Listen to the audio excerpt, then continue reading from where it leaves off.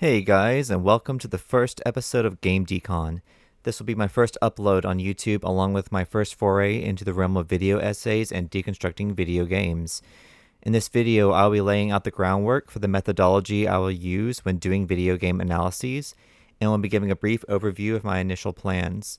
In the first set of videos, I wanted to start by analyzing one of my favorite game series, the Dark Pictures Anthology, as developed and produced by Supermassive Games and Bandai Namco Entertainment. There will be spoilers for all 4 games of the anthology's first season. These include Man of Medan, Little Hope, House of Ashes, and The Devil in Me. While I am a fan of Supermassive games, my intent is to deconstruct each video game I review objectively. No story, no matter how well crafted, does have strengths and weaknesses worth investigating and discussing. I want to see what works, what does not work, and how improvements can be made. I am not interested in I like this or I don't like that, because such statements are typically inherently not constructive most of the time. While it is fine to have those opinions, I can't really make a full-length analytical video essay with one of those 2 statements being my premise. My objectives, therefore, will be as follows. First, I want to establish and evaluate the characterization present in the plot. Narratives are either character-driven or plot-driven, and there are nuances and challenges to writing plots with either type of focus. I wholeheartedly believe that character-driven narratives are more interesting, more realistic, more relatable, and more immersive than plot-driven narratives. However, not all character-driven narratives are done especially well. I'll be determining not only the characteristics of each character in each anthology title, but also evaluating that characterization in terms of how that character works in the narrative. Second, I want to examine the narrative itself, determine if there are any plot problems, and examine how one might rectify those issues. I would also like to examine the plot threads that work and establish why they work. Third, I want to explore potential themes, messages, or other elements of story writing that particularly interest me or I think are meaty enough to bring to the table.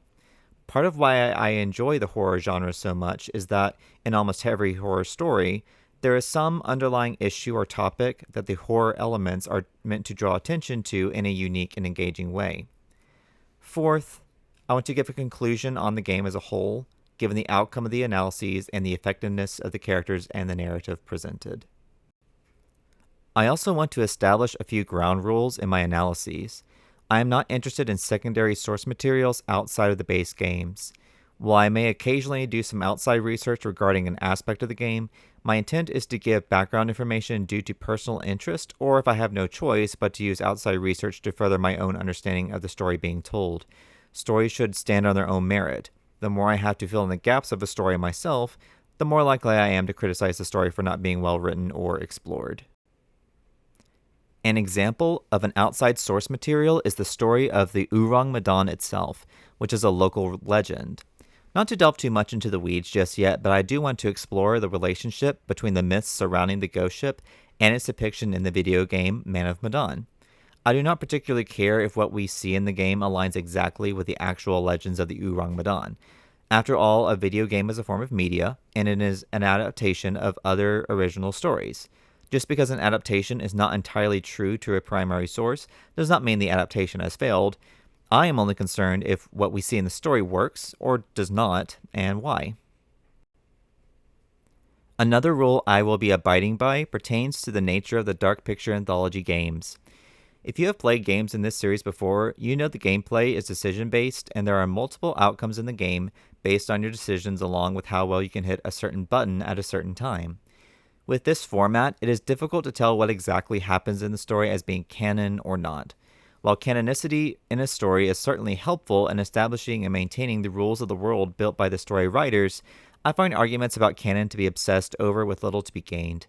For the purposes of my analyses of Supermassive games, I will be going with the premise that all characters involved do want to live, and as such, will take all the necessary actions to survive to the end of the story.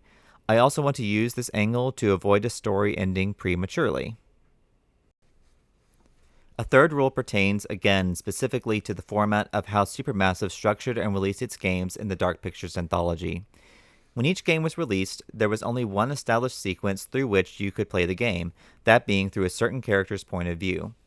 However, the game developer later released a different sequence of the narrative through different points of view, naming those the curator's cut, with the primary sequence titled the theatrical cut.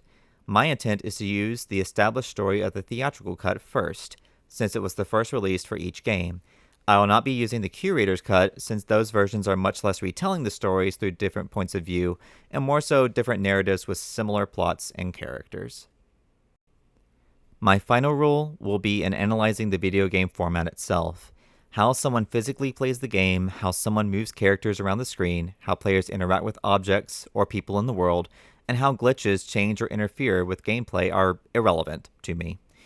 While all of these mechanics can certainly affect how I play the game, they more often than not will have little impact in the characterization or narrative beats of the game itself. However, I will not exclude environmental aspects of the game since environment is part of setting. If the game developers overlooked how the environment causes character or narrative issues, I will address those problems, don't you worry. As for the schedule of which games I intend to cover, my thought so far is to start with Man of Medan. After that, I intend to analyze Little Hope, followed by House of Ashes. To finish off the first season, I will combine analyses of The Devil in Me alongside The Quarry, the latter of which is a Supermassive title, but not in the anthology. However, I think analyzing these two games side by side will be interesting. Finally, I will turn outside the anthology to deconstruct Until Dawn, and if I'm feeling exceptionally intrigued, its prequel, The Inpatient. My plan is to cover each game in an arc format, going through each game in detail, creating a few videos analyzing what happens in segments of each game, before concluding with a deep analysis of the game as a whole. I anticipate my coverage of Man of Medan to be 3 to 4 episodes long as I experiment with the video formatting and pacing of each episode. Finally, I would like to introduce myself a bit. I am very new to YouTube and content creation, and I have no qualifications to talk about what I'm talking about. I do have an English degree for what that's worth, and I do have a passion for storytelling and analyzing stories for their deeper meanings.